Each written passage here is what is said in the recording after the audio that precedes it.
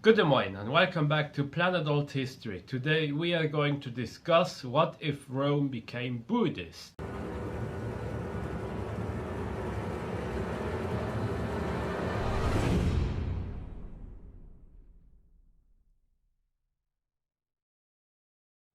Buddhism was not an unknown religion within the Roman Empire. There were several instances of interaction between Buddhism and Rome. And these instances, they were very well documented by classical and early Christian writers. India and Rome traded with each other, and thus these two cultures, they had some exchange with each other. There are well documented accounts that describe an embassy, for instance, that had been sent by the Indian king Porus to Caesar Augustus. This happened somewhere between 22 BC and 13 AD. The embassy was traveling with a diplomatic letter written in Greek, and one of its members burned himself alive in Athens to demonstrate his faith. This event, it sparked really a sensation in those years, and it was described by many. Even a tomb has been made for this person, and it was still visible in the times of Plutarch. But as we all know, it got quite forgotten afterwards, and Buddhism never really gained a huge following in the Roman Empire nor in Greece.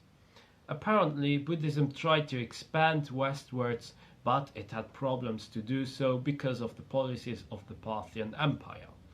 Sure, some people converted to Buddhism, but Zoroastrianism was so ingrained into the local culture that it couldn't just be replaced that immediately.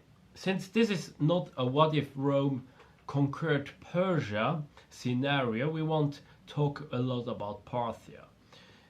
Buddhism can also be seen as a philosophy than only a religion, because the definition and also the views about religions and philosophies, they are very separated here in the West, whereas many other parts of the world and even in the past here in the West, well, they were all very well mixed into each other. And yeah, actually, even in antiquity, religion and philosophy, they were not far away from each other. And it was mainly due to Christianity and Islam that we started to differentiate between a philosophy and a religion. During many decades and centuries, many popular philosophies, they popped out. We had Aristotelianism, we had Platonism, and many more became popular. Christianity borrowed many ideas from Platonism, for instance. And, well, as we know, Christianity then became the state religion of the Roman Empire. But what if all of that changed? What if Rome became Buddhist? Unfortunately, I don't have any concrete point of divergence where I can say that Rome will become certainly Buddhist. But because this is not an ASB scenario, I came up with an idea that may work or may not work. Yes, I could just say that the Romans, they took down the Persians, and then from there on, by keeping Persia, they would then get a lot of Buddhist influence, especially from India, and also these former areas of the Greco-Buddhist cultures and kingdoms, for instance. Well, no. Let's rather assume that Buddhism had more success when the Indian embassy came in the Roman Empire, and that a Greek philosophical school would take many of these ideas to such an extent where, well, it wouldn't be any more a Greek philosophy, but it would certainly be more Buddhism. Sure, it would have a different name. It may even have not this connotation with Buddhism, but let's just assume that these philosophers, they said that they had an immense exchange with these diplomats coming from that embassy, and they were trying to find out whether this philosophy, this idea of Buddhism, could actually work with the Greek philosophies that they had. And so they would dig in and much deeper, and then they would find out that, yeah, it would be very compatible. Sure. We have also to understand that Buddhism in Rome will change in many ways, and I'm very sure that this type of Buddhism in Rome would be very different from the Buddhism that just came with the Indian embassy. And I also think that Buddhism would have one edge over Christianity, because Buddhism was a rather flexible and adaptable religion.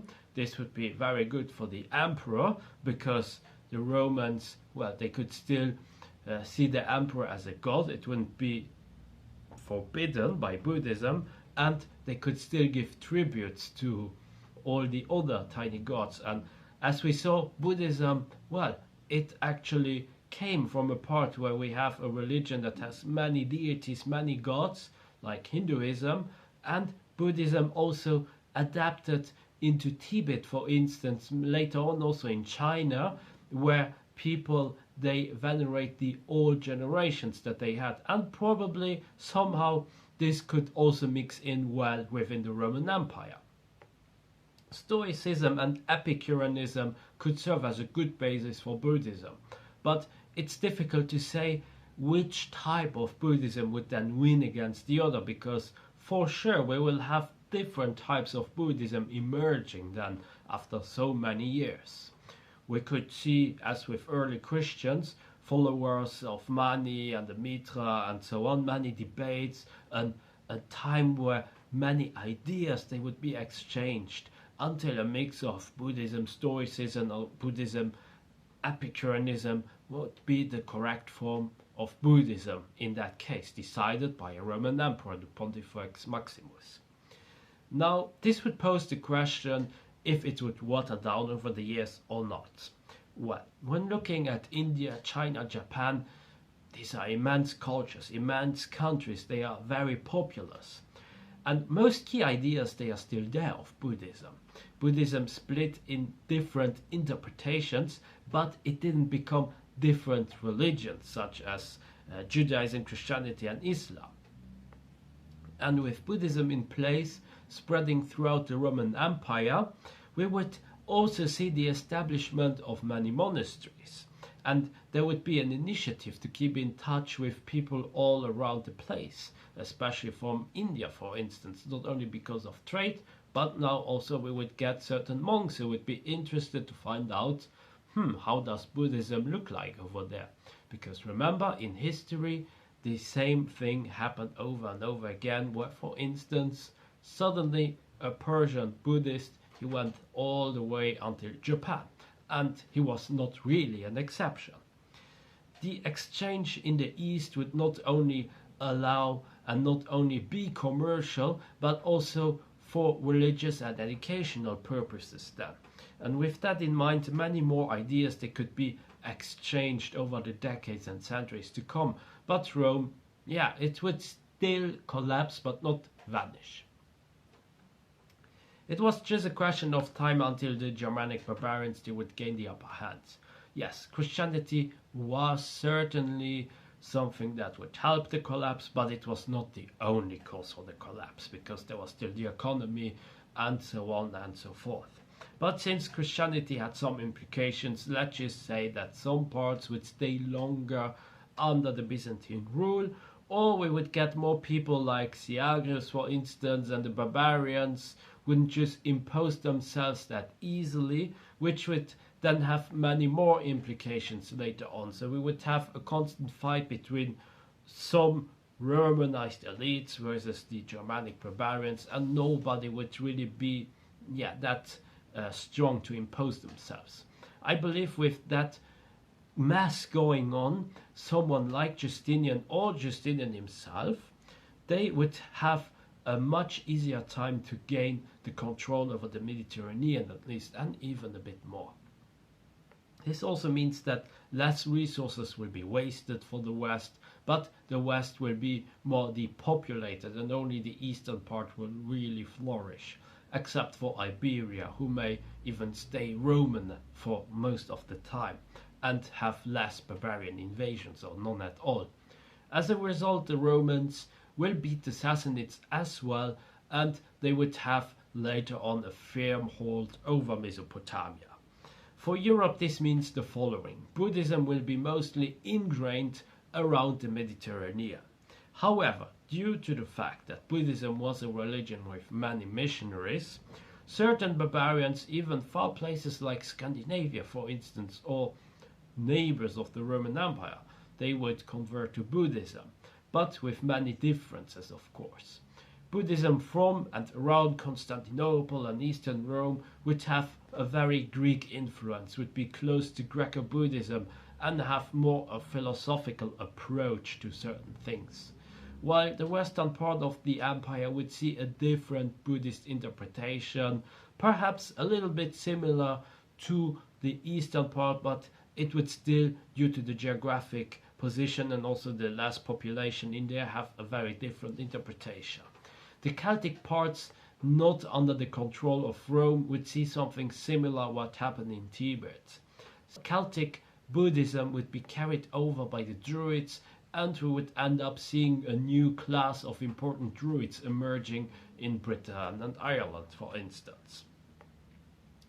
Buddhism would find a lot of popularity in Scandinavia. In Japan, many of the samurai were Buddhist, and Zen Buddhism has many principles which a hypothetical Norse Buddhism could have as well. The Tree of Life is a common sacred symbol, and missionaries to Scandinavia would first and foremost focus on that, to find a common ground. As a result, Scandinavia would have an easier time converting to Buddhism. Without Christianity, there would also not be this pressure to convert, and Europe could be more peaceful in that regard. But wars will still erupt, but mainly for political reasons and not really for religious reasons. Buddhist monks were very essential to record and write down things. With the Greco-Roman traditions of history writers, Buddhist monks and missionaries within Europe and the Byzantine Empire, which help to keep up literacy, and more people in that part of the world would end up even writing. The consequences of this are enormous, and not much knowledge would be lost as it was in OTL. Moreover, with the syncretic nature of Buddhism, old Greek, Roman or pagan texts, they won't just be burnt. Islam will also never rise, but the Arabs and many other nomadic tribes would still appear and attack Buddhist Rome, the Sassanids and other political entities close to Rome. But I don't think that Rome would just vanish. They will lose many territories for sure, but recover them again and lose them once more, so we will have again one of these situations where we have something similar to China. The Buddhist Vikings could have a huge sphere of influence in northern and northwestern Europe, spreading eventually to Northern America, while Roman traders would eventually bring Buddhism towards West Africa. Concepts of zero, new scientific discoveries and long-lasting relations with India would not just bring more technology and knowledge throughout the world, but trade would also improve cartography and the knowledge of the Indian Ocean and much more. Even perhaps something similar to universities might start to emerge more and more in India and be then exported into Persia and then coming eventually into the Roman Empire. What will happen next? Will Buddhism be incorporated into most of West Africa's societies, or will Buddhism fail in there? Will Buddhism even spread throughout the Americas, or will suddenly a new religion appear out of nowhere because a monotheistic religion just needed to somehow appear? And that's where we leave it for now. That's it for today. I hope you enjoyed my video. Be sure to like and subscribe, leave a comment, support me also on Patreon, and join my forum, forum.planetalthistory.ga. Until next time on Planet Alt History.